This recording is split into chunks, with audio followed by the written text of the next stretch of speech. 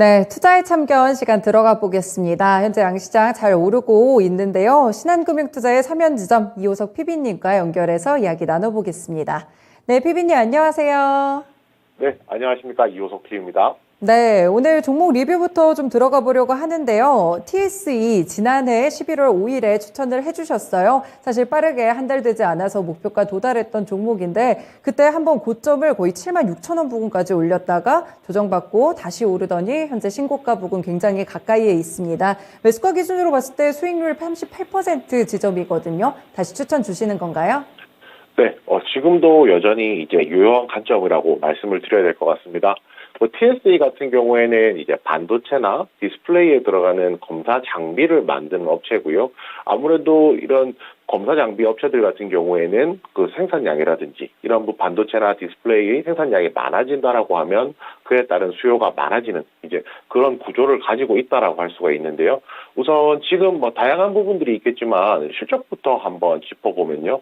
1분기에 매출액이 한 872억으로 전년 대비했을 때 한 40% 정도 늘어나고요. 영업이익도 한 155억으로 전년 대비 한 30% 정도 늘어나는 수치가 예상이 되고 있습니다. 4분기에 실적이 많이 좋아졌었고요. 여기서 이제 한 분기를 넘어가면서 1분기에도 전년 대비했을 때 나쁘지 않은 좋은 실적이 나올 것이라고 예상을 하고 있는데요. 지금 제품별로 보았을 때 결국은 반도체 검사 장비에서 실적이 굉장히 잘 나오고 있습니다. 프로브 카드라든지 인터페이스 보드, 소켓 같은 것들이 가장 대표적이라고 할 수가 있는데요.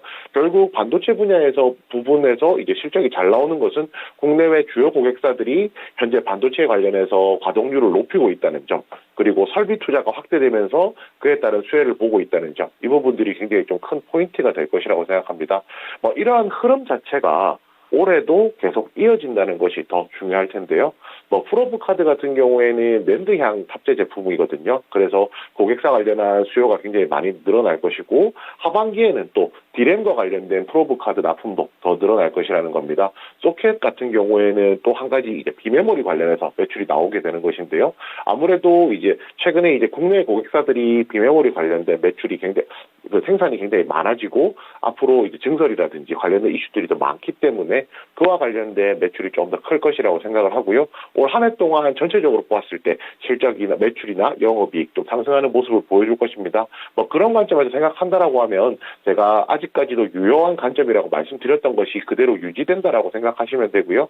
우선 이제 그래서 이제 목표가가 제가 이전에 제시해드렸던 것보다는 더 이제 가격이 올라온 상황이기 때문에 다음 2차 목표가 제시를 해드리겠습니다. 2차 목표가는 이제 85,000원이고요. 85,000원 기준으로 대응을 하신다라고 하면 이 종목 매매하시는 데 있어서 크게 도움이 되지 않을까 그렇게 생각합니다. 네, 그렇군요. 1분기 실적도 좋을 것으로 보이는데 반도체 이쪽에서 확실히 실적이 잘 나오고 있습니다. 아무래도 증권가에서도 좀 긍정적인 평가가 나왔던 것 같은데 현재 거의 신고가 부분까지 올라왔는데 2차적으로 85,000원 신고가 뚫고 훨씬 더 많이 올라갈 것이라는 목표가까지 제시를 해주셨네요.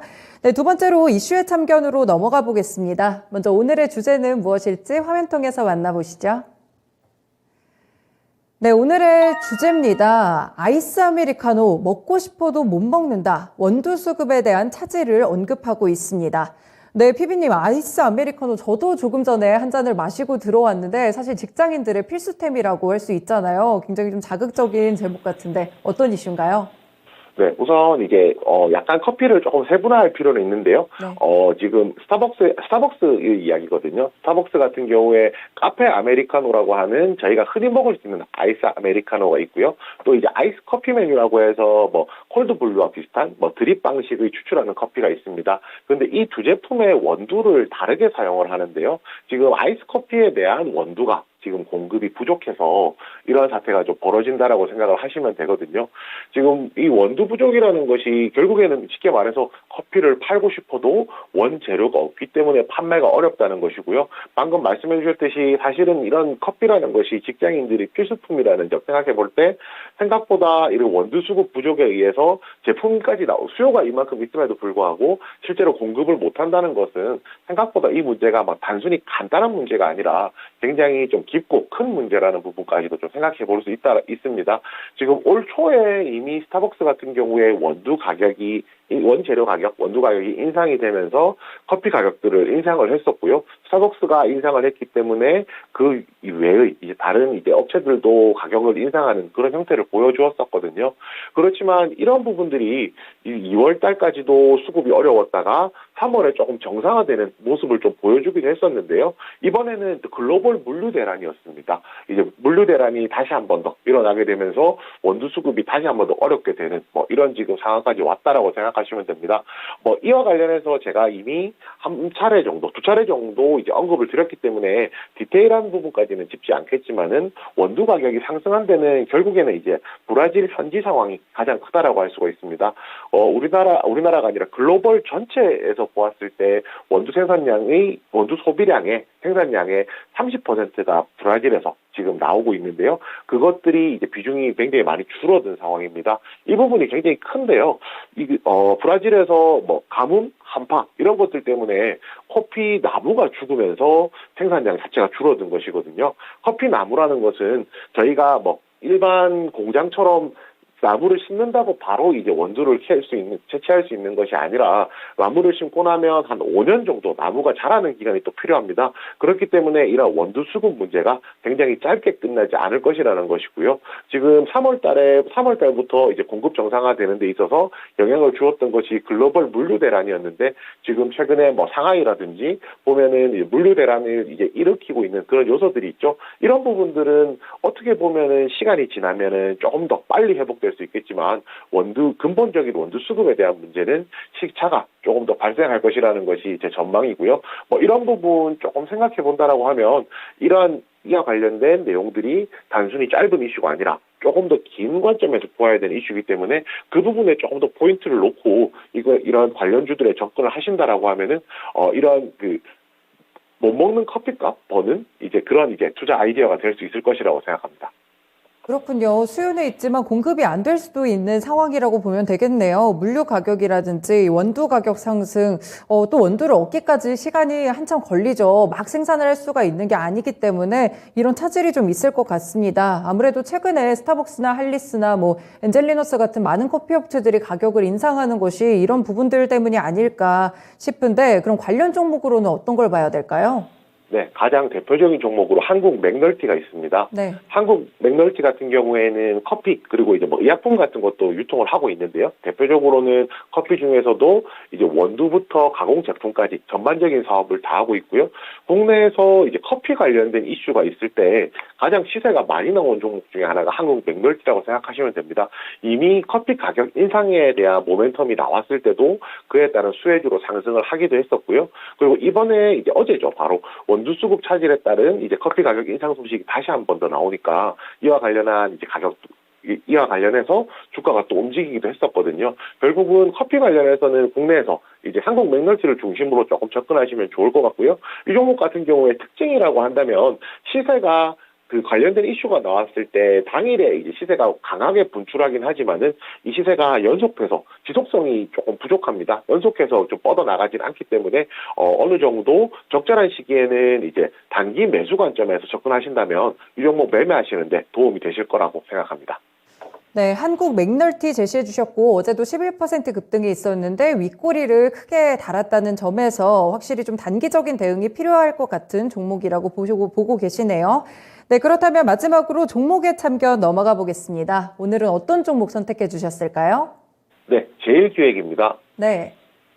네, 제일기획은 이제 아시다시피 뭐 삼성의 계열의 이제 기획사고요, 광고회사고요. 이름이 제일기획이다 보니까 아무래도 뭐 제가 보니까 뭐 가장 재밌었던 제목 중에 제일기획이 제일 잘 기획한다라는 그런 내용들이 있더라고요. 뭐 이 부분이 뭐 일견 맞다라고 생각을 하고 있습니다.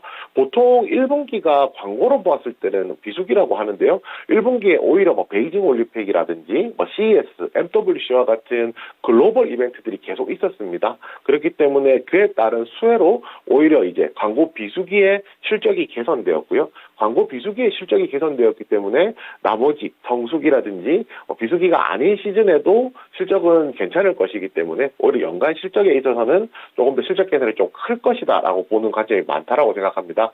1분기도 이제 컨센서스와 부합하는 증권사 예상치와 부합하는 어느 정도 실적이 나왔다라고 말씀을 드릴 수가 있고요.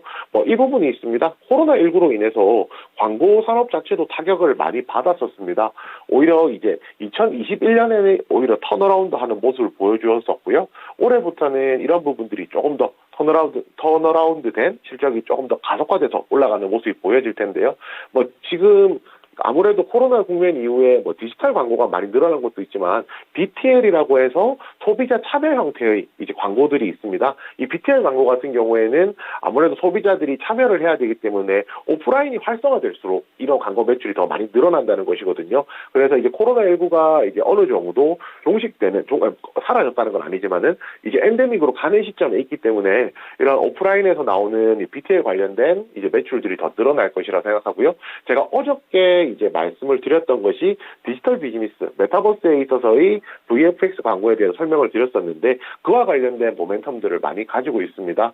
아무래도 결국은 지금 하고 있는 오프라인 지면 광고들보다는 이제 메타버스 공간에서 가상 세계에서의 광고가 굉장히 중요하고요. 이런 것들을 디지털 광고라고 생각을 한다면 이러한 메타버스 광고에서의 기틀을 마련했다는 것, 그리고 회사 자체적으로도 관련된 부서를 만들면서 사업을 본격화하겠다는 것, 이런 부분들이 기존의 광고 수익 플러스 거기서 플러스가 되는 플러스 알파를 만들어줄 수 있는 모멘텀이기 때문에 그에 따라서 이제 제일기획에 조금 더 주목하게 되었습니다.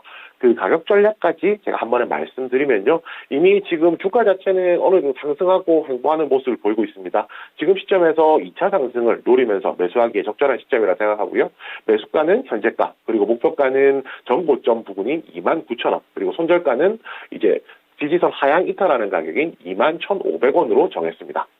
네, 그런데요. 어제 이슈에 참여해서 주셨던 종목인데 VFX 시각적인 특수효과 외에도 주목할 만한 포인트 많습니다. 1분기 실적에 대한 주목도 일단 높여보면 좋을 것 같고요. 글로벌 이벤트라든지 또 코로나19로 턴어라운드에 성공했다는 점이 상당히 주목을 받고 있습니다. 디지털 광고 쪽으로도 잘 나가고 있는 기업입니다. 네, 이호석 PB님은 가격 전략을 매수가는 현재가 25,000원 부근에서 움직이고 있는데 충분히 가능하다고 보셨고요. 목표 주가는 29,000원, 20% 좀 안 되는 수익률 노리고 있습니다. 손절가는 21,500원으로 제시 주셨습니다. 네, 이렇게 이호석 PB와 종목 그리고 이슈 참견 들어봤습니다. 고맙습니다, PB님. 네, 감사합니다. 지금까지 투자의 참견 시간이었습니다.